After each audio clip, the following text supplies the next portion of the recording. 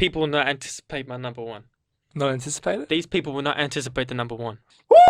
Yo, Jungle motherfucking Beats. 2016 though. Jungle Beats Radio. We're gonna do our top 10 albums of the year right now.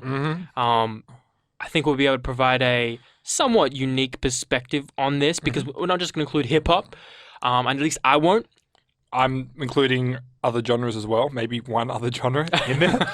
One or two other ones in there. Firstly, it was really hard to pick these 10 because there were so many albums in this year. Dude, I know. There's so much shit to sift through. And this is not what we do for most of our time. This is a side hustle of ours that we dedicate a small portion of time that accidentally takes up more time than we you think. Like, anticipate. Oh, shit, this 10's at 30. What the right? fuck I'm going to do? So there's dozens of albums to listen to. So yes, these top 10 could be considered more accurately, but we are not Anthony Fantano. We are not the business music nerds. We're just two guys from Australia trying to share our love. We just love listening to good hip-hop. Right? I digress. Let's get into there. The 10. Top 10 albums. Yo, you want to start off? Start at 10. Okay, now start at 10. Now, a lot of people put this in their top 5. This goes to Malibu, Mr. Anderson .Paak. Woo-hoo! Made the 10. I'm a happy man. He should make the 10. He should make the 10. Realistically, if I dived into this album more and I really liked this sound and if this type of sound resonated with me more, it would go higher. But regardless, the album sounds like a live, seamless jam session where no one hits a wrong note. And it just sounds really good. And after so many features, the album said, hey, this is who I am. Because he did have Venice beforehand, but no one really was listening to him until Malibu. So it was like his entering after all the features. And this is my first full album I listened to from Paak. Well, actually, I listened to an EP, but I don't count that. So, yeah, great album, great sound from start to finish. Yeah. Same as Yes Lord. It's really good. Ready for my 10? Let's go. This was fighting with so many other projects for 10, man. But after listening to just every of them, this is what I stuck with. Schoolboy Q's Blank Face LP. Oh, it's 10. It's 10. Okay. It was higher up at the start of the year, but as the year rolled by, I noticed that like there were just a few, probably 2 tracks on there that I just didn't really like at all. And it just was like, fuck, like the rest of the album is so good. Like Schoolboy Q's lyrics on this, I think are a bit of a notch up from Oxymoron, but I think the beats in regard are a bit of a notch down compared to Oxymoron. I mean, there's still a lot more going on because he's going for something a bit more, I guess you could say, Twin Butterfly-esque. Still his own sort of thing, but it had that more of jazz instrumentation to it compared to the more banging beats that were on Oxymoron. So I preferred Oxymoron, but I still really dig this album. I love the direction which Schoolboy Q's taking. But I really hope the next album he does, maybe take off a few of those tracks. Like keep it like Oxymoron was, 10 tracks. Yeah, I love a good 10 to 12 track album that has no filler. If it's 17 track album, like the Kid Cudi album, like 19 tracks, and there's like 3 or 4 tracks I don't like on there, it ruins it for me. It ruins it for me. I'd rather them just narrow it down. But Schoolboy Q takes my 10. Number 9. Jazz Cartier Hotel Paranoia. Very nice. I thought you'd put that in there. I love the album. As you said last week, the hook. As you said something about the hooks. I said it's the catchiest album of the year. The catchiest album of the year. I still stick to that. Opera. Oh my goodness. If I had the Phantom album, of the Opera. Every song has a. I could replay it. It's got great replayability. 100%. And you're just like, I can't stop this. My Bitch a Prima Donna just easily sticks out. Really great albums, start to finish. Got a great sound. He's from Canada, I think. Toronto, maybe. Yeah, he is. So another great Toronto, Canada native coming out. Jazz Cartier did his thing. Did not expect this to be in there. He's an up-and-coming artist who created a great body of work. Boom. My number 9, it's an artist who I've been listening to for a long time, from Chicago. But I didn't expect to like this album as much as I did, considering his past work has been all right. It's Kembe X's Talk Back. I feel like this is his best album yet. It's slower than anything he's ever done, because normally Kembe X is just going to give you a lot of bangers, like from his past soundtrack to Armageddon, with tracks like Village of Everything and the title track. Like he's always got some big bangers. But on this album, you can say 10 Feet Tall's banger. He just sort of goes more to storytelling, a bit more about his past, his family, what he wants to do. Like, and the beats, I think, are just really mellow. Keeps to a very Chicagan sound if you're familiar with Chicagan hip hop. And I think that, there probably was like one track on here was like iffy about, but the rest of it, flawless. Because for those who don't know, I was, for Christmas, I listened to all like 20 albums on the way back to just make sure that what I was thinking was correct. And like, it's how I really felt. And this, after listening to this one, I was like, oh, is this as good as I thought it was? Yes, it was. Ideally, that's what I'd love to do. But now you got an accurate list. Probably more accurate than mine. It's all But good, man. number 8, Okay. The Sun's Tirade. Woo! Isaiah Rashad. I'm glad that's there. Isaiah Rashad. He's going to be in there. This is an album that just feels fucking great. It feels It amazing. feels great. And I do prefer the first half/3/4 more than the last portion of the album. But regardless, it's a great summery feel, great vibe, great energy. It just makes me feel good. I did not expect to have such a positive reaction. I didn't really replay Sevilla Demo. I didn't really pay back his past work. I listened to it once and that was it. But this one really resonated with me. Loves the sound and direction. Great job, Isaiah Rashad. Yeah, his style was absolutely amazing all over this thing. I'm going to go straight to my number 7. Or 8, sorry. It's Danny Brown with Atrocity Exhibition. This is an Thought album. it would have been higher. You thought it was going to be higher? Yep. I got a lot of albums, man. Yeah, I got into this album. At first listen, I was very iffy about it. I was like, because it was, I liked it because it was very similar to a lot of his past work, but then there was a lot about certain sounds and hooks where I was just like, it was just so different to me. And I feel like that this is an album is so much better than tracks because it just flows really well. Like all the sounds just complement each other track to track. And especially like the single with what was the one with L Sweatshirt, Kendrick Lamar, Absol, absolute banger. And really, though? Really do. White Really, Lines, White Lines are style on that, and then Ain't It Funny? Yeah. That goes ham, like, and even the closers. I just think it was just an amazing artistic album, and it belonged there. And yeah, it's not higher up just because there are times when I listen to it, I'm not in a certain mood for it. But one thing I will credit this album is it actually felt like I was on drugs. It gives you that feeling, Like Absol. yeah. Like as I was listening to it, I just felt this complete different feeling, and he actually makes you feel something that you might not have ever felt before listening to music. So that's amazing for an artist to do. Fuck, you know what I just realized? What's that? Absol probably should be in this top 10. Ooh, He probably should be. I'm looking at this list. I'm like, where does he fit? It needs to be a top 11. Jesus.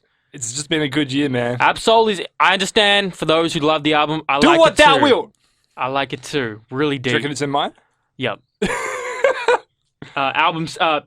7. The Weeknd Starboy. Ooh, I thought that'd be at least 5. 7. Tell us why 7, Mr. Sanders. Really, these can be interchanged. Yeah, These yeah. numbers are Always gonna- arbitrary. But it's number 7. He's reinventing a new sound of pop, right? And R&B. And that's what I feel on this album. And that's why I like it more than Beauty Behind the Madness. And You like it more than Beauty Behind the Madness? I think so. I haven't re-listened to Beauty, but so it's not 100. But That speaks measures. the title track is great. Yeah. There's a lot of tracks on here that are quality. There's some fillers. There's some ones that I could skip. Well, that's the reason I didn't get it in there. There's ones that I could skip. Mhm. But overall, I respect the direction. I'm speaking about it now. Maybe this shouldn't be as high, but I'm going to stick by it. Stick by it, man. The Weeknd's an incredible artist and he's pushing himself in a new direction creatively with his music videos, creatively with his sound. He's reinventing himself time and time again. And he deserves a spot in the top 10 for the way he's approaching pop. Boom.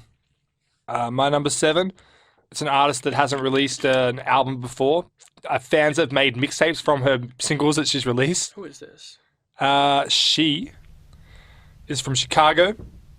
She's done a lot of work with Chance the Rapper, which first put her on the board on her no. acid rap. We're Go talking ahead. about No Name, Go ahead. previously known as No Name Gypsy. Her album Telephone, 10 tracks, short and sweet, and she has this beautiful sound on this album. It's like really, and even her lyrics are beautiful. It's about sort of like her hometown, about her one of the tracks, Baby by Baby, about like the baby that she didn't have, and if she had still had it, what it would be like. And I just think that she has this really happy. Like, even when she's talking sorrowfully, she still has this happiness about it. A lot of artists don't have. Like, a lot of artists will drag you into the depression, but it's kind of like helping you through it, where she's just like the opposite of that. She helps you through it, but through a whole different way. And I love the instrumentals all over this thing. Really great beats. Really great features, too. A lot of the features, I don't even know who they are, but just some of the hooks. Saba did this thing on the last track, Shadow Man. Really great on there. So, there's not a bad track on this album, and I really like it. No Name. No Great Name. talent. Mhm. 6. The Life of Pablo, Kanye Oh! West. I thought that was going to be top 3. It's not top 3. Oof. It's hard to make a top 3 because, like, which Life of Pablo do you rate? My Life of Pablo, my one do you iTunes like? is probably different from your one, and probably different from your one because there were multiple versions of it. Because I like staying completely up to date, I have all the versions. I have the updated title one, the latest one, With that Saint Pablo? includes Saint Pablo, that includes new Frank's track, that includes the little alterations. Now I'm rating my opinion, not just on that, but of everything I've seen from Yeah, it. yeah. Okay, it's an experience. This album was an experience. Same man. thing like his concert. And you saw it in the thing when cinema came out, didn't you? I did. I saw it live, and we're thinking that's what 11, 12 tracks I remember. And man, I liked that. That was good. To have all the people around you as well, just to share that with them, watch the 100%. emotions around you. Like, it's just a great idea. So I've seen it from day 0 to day 1,000. Yeah.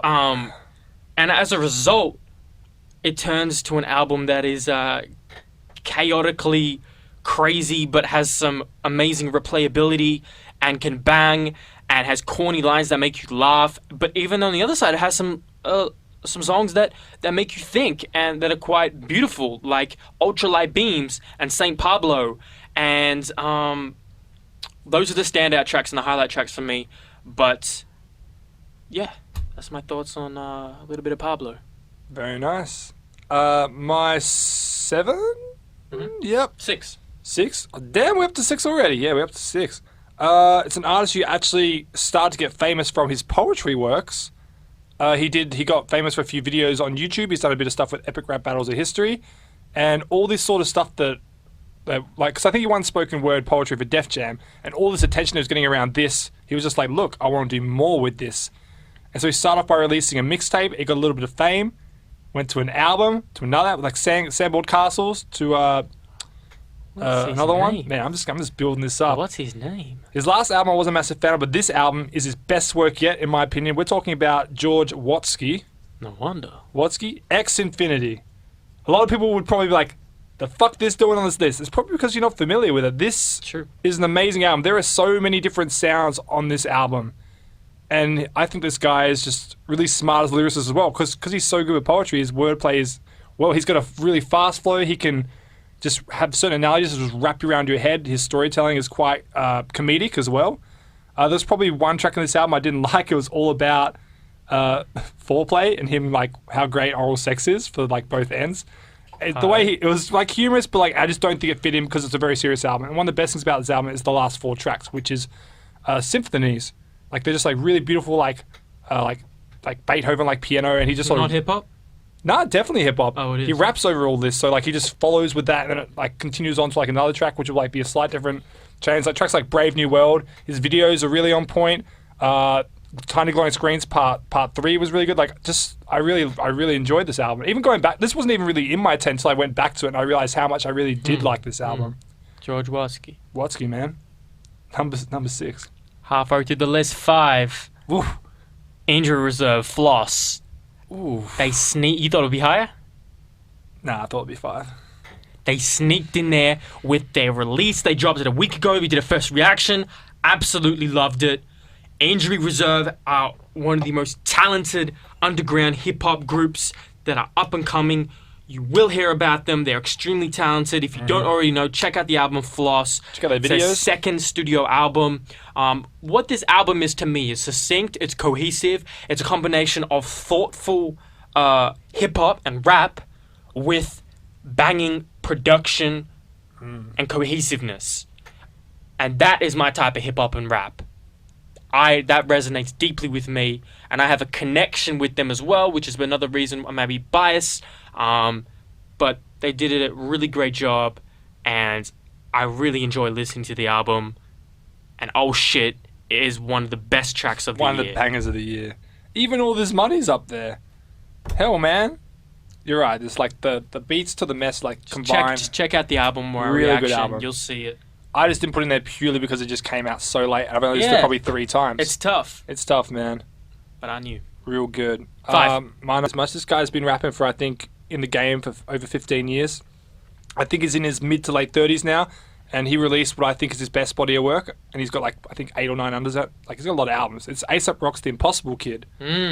And this album really, really took me, because normally on his last album, Skeleton, and his most famous album, Labor Days, he knows to use an incredible amount of his vocabulary and just twist the way that you think, and you really have to just pay attention.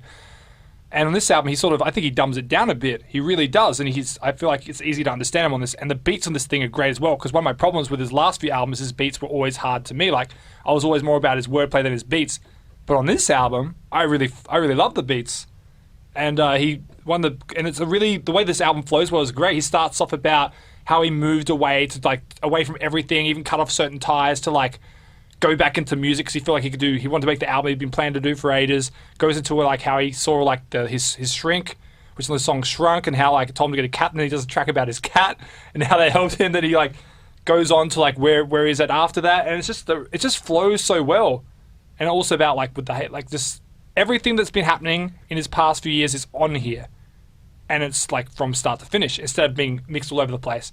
So beats are on point, lyrics are on point, storytelling. I think this is just a really quality album, which is why it's in my top 5. I think he sounds weird to me. You could say Danny Brown sounds weird. Yeah.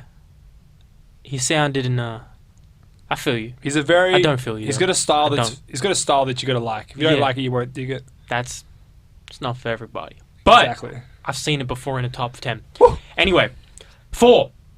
This is a special 4. This goes to 2 albums, and we can only make the exception for 2 albums because they're sisters. Yeah. Lemonade and A Seat at the Table. Beyonce and Solange. Well deserved. Especially, I wasn't really familiar with Solange Crane's. Was it? Seat at the Table. Yeah. Seat at the Table. Yeah. So. I never heard Solange music either. Obviously, been very familiar with Beyonce. Beyonce made a very thoughtful record. She made a very, really like the direction and the way she storytelled her music. And most incredibly, what captured me the most was the kind of music videos behind it. It's a whole movie thing on Tidal. That really made me understand and appreciate the music and meaning, production, everything behind it. It's another reason why it's there, because Beyonce is an incredible creative. And her sister, on the other hand, Solange, at Seat at the Table, it's there not because their album is there because I recognize how our culture respects it. I recognize its talent and its potential to be one of the best albums, because I just get it.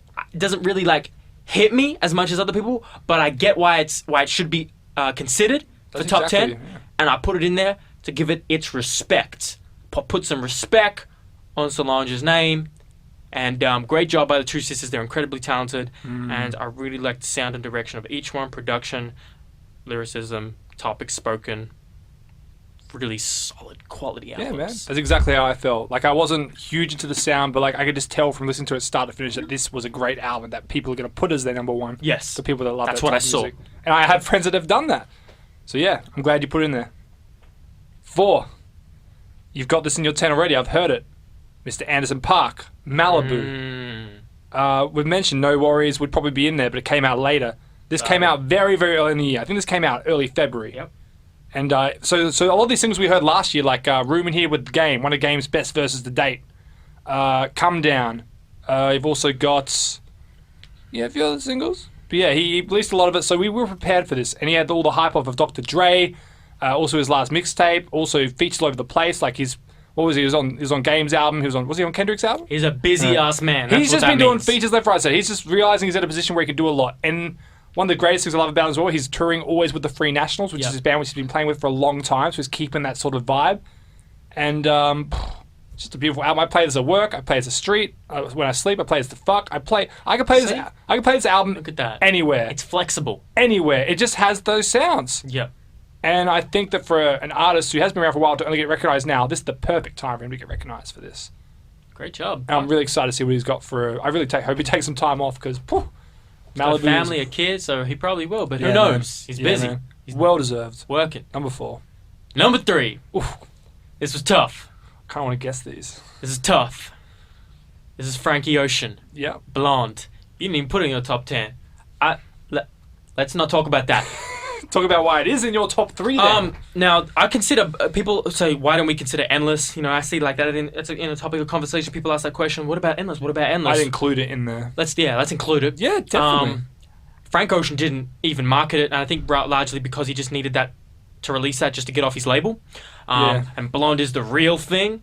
That's why you couldn't buy Endless. You had to download it illegally. Anyway, Blonde is... Look at this. I haven't included an E. There's no E on it. Blonde is just a fucking beautiful album. It's... I don't really know any other words to describe it. It is beautiful. It is seductive. It is sonically extremely pleasing. His voice flows like goddamn water over a baby's bottom with silk and some other soft, supple things. It's an album you're going to come back to and always find something. You're going to uncover that rock and find some new stuff underneath it. You're always going to find something new because this album is a deep album and it's something that has a lot of... This could be the reason why I don't heart have in it. A lot of energy in it.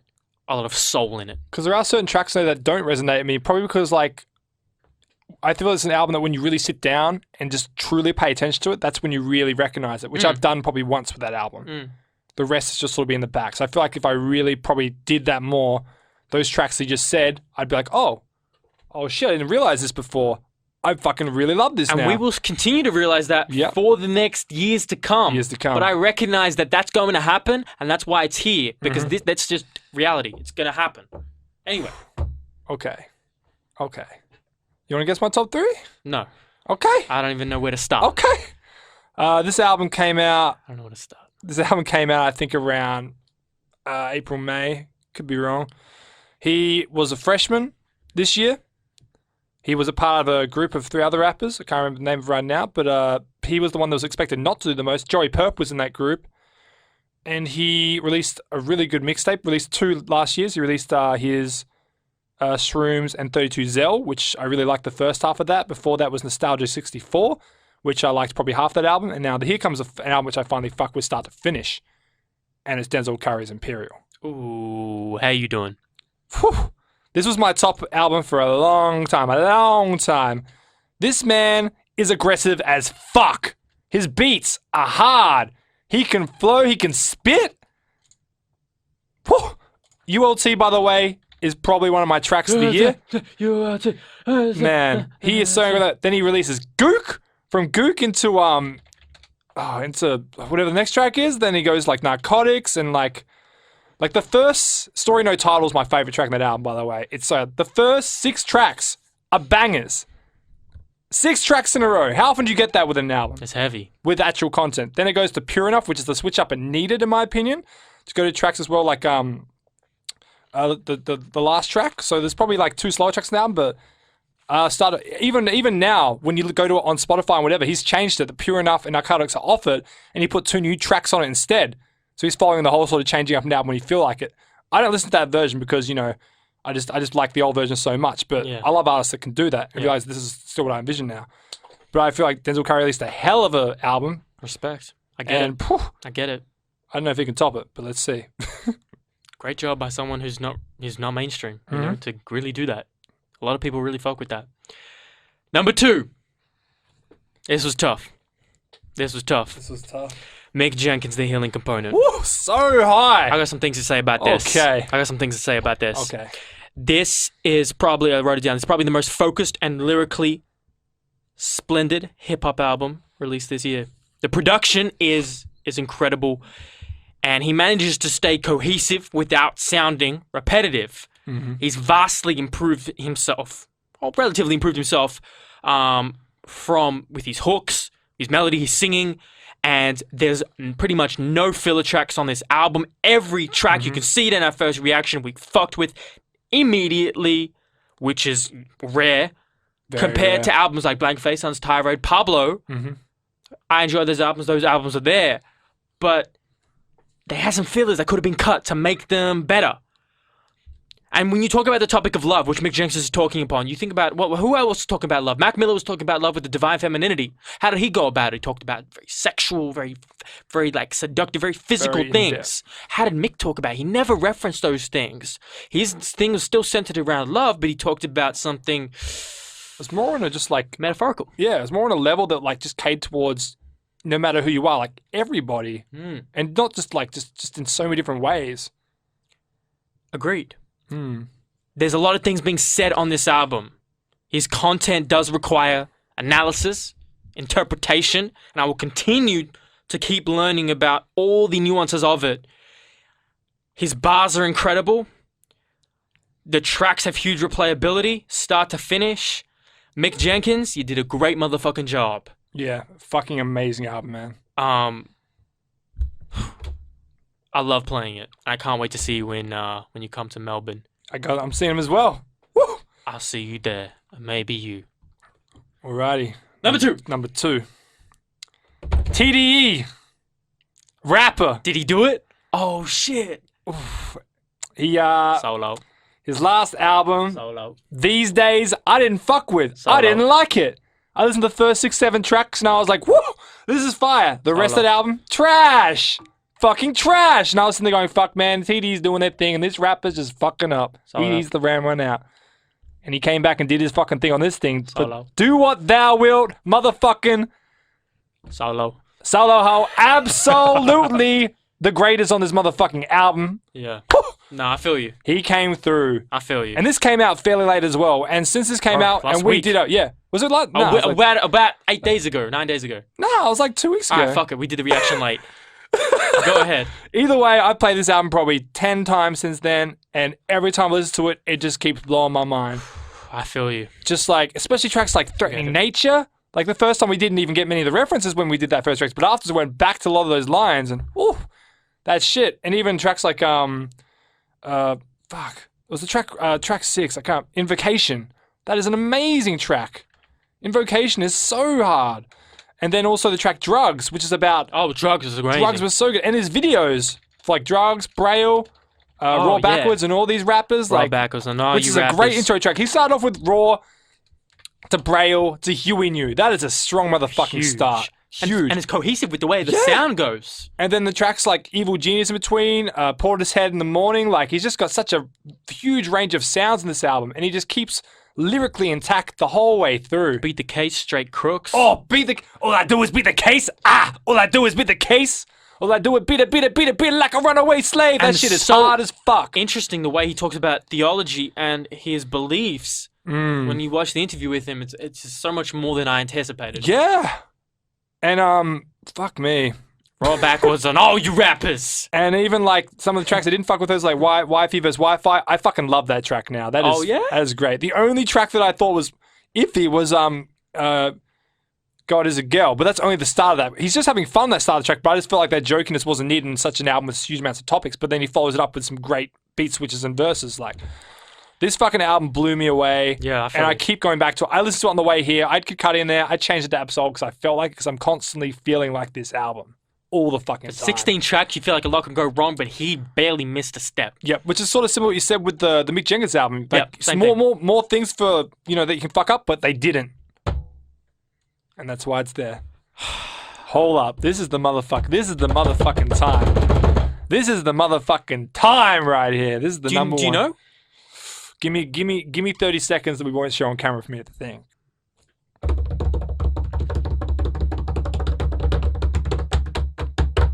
It's not hip hop. It's not hip hop. Is It's it not R&B? rap. It's not R&B. I don't know what the fuck genre this is. It's beautiful.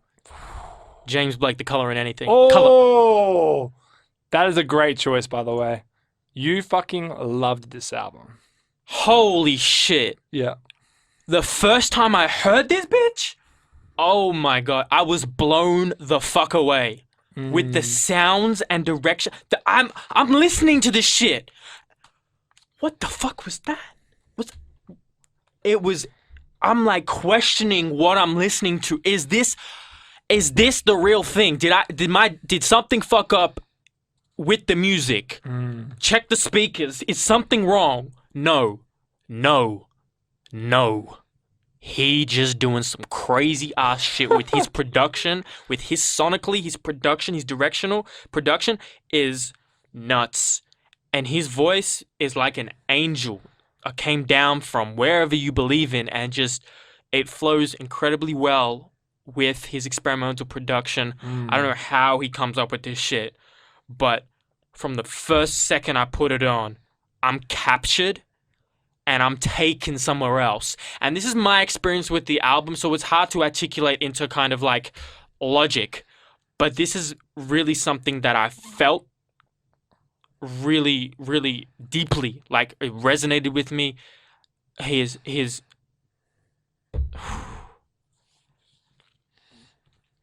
Man, this man's getting emotional right now. Could you listen to this album in any sort of situation? Like, did you find you could put No. this on? No. No, this album goes on when the sun's down, when it's kind of quiet, maybe even when it's cold, winter. It's 17 tracks. I'm looking at it. Timeless is incredible. The color in anything, man. This I haven't listened to this album enough, but it's had an influence on me profoundly in the time I've listened to it. Check it out. I hope it at least has half the impact it had on me to you. And there you motherfucking have it. All right, man, go ahead. You want to That was guess? a long one. Sorry. Don't apologize, man. We want to let the people know why these are like this. Should be talking about more the further we get up. That's true. This man It's a man. has released, from my knowledge, 2 mixtapes and an album. If you could call one. You could call one of those mixtapes an album. His last album, Sylvia Demo, was fucking amazing. He fucking it was fucking amazing. He's a part of TDE. Oh, As well. My top shit. 2 are TDE artists. Fucking, I got 3 TDE artists in my motherfucking top 10. That wasn't intended. Go ahead. Intended. Get it? Intended. Okay, fuck you. Fuck you. Anyways, Osiris Shad, The Sun's Tirade. Fucking amazing, man. This thing blows me away every time I listen to it. Yeah. I wasn't sure. When I was trying to figure this out, I was like, this is the last album I listened to on my way back as well, because it was already pretty much up there. And there were certain albums I listened to, like, say, Absol's album, or a Denzel's album, or Parks, and I'd be like, fuck, man, like, this shit's probably better. Like, I just feel like it's going to be there for more time to come. And I go back to this album, and then the intro comes in, where he's, like, dragging, he's like, yo, man, give me the fucking album, and he goes straight to For the Squaw. And then fucking straight to Free Lunch. I love those songs. Free Lunch, and it's from Free Lunch. He just keeps going. And the thing I love about this is because Osiris Shad has completely changed his style, like 80% on this album. Like, the sounds in this thing are so beautiful. His voice manipulation on this thing is great. The drugginess of his voice to cope with his addiction that he talks all over this album is there. So many rappers will add, like, say, extra energy or extra emotion. He has that, but he also has the voice to match it as well, which just adds that little extra, just fucking knock on there. So you can hear everything go. I feel like that if you were struggling with these things, this is one of the best ways to sort of cope with it, if you are, because you can just hear everything going on. And he talks about how he manages with that, and that's how this album came to be. Because he was going to get dropped from TD, or he wasn't going to do it at all because he was struggling with so much, and all of that came together in this beautiful fucking album. And that's why it's number 1. It's just, Yeah. I have so many good memories with this, like road tripping, camping, just at home, out with friends, and a lot of my friends who don't really love hip hop love this album. Now that's something special. Mm-hmm. When I went to work for my friend's bar about a week ago, he put on the fucking album. In the bar. Yep, in the bar. Why the That's fuck dope. not? That's dope. Fuck yeah, it was great. That's my number 1. Osiris Shad, The Sun's Tirade. There we go. Top 10 albums of the year Yeah. 2016. Jungle Beats Radio. Australia's plug for the best, I say, hip hop in the world. This is really music in the world right now. Music in the world, man. We just love music. We just happen to love hip hop a bit more.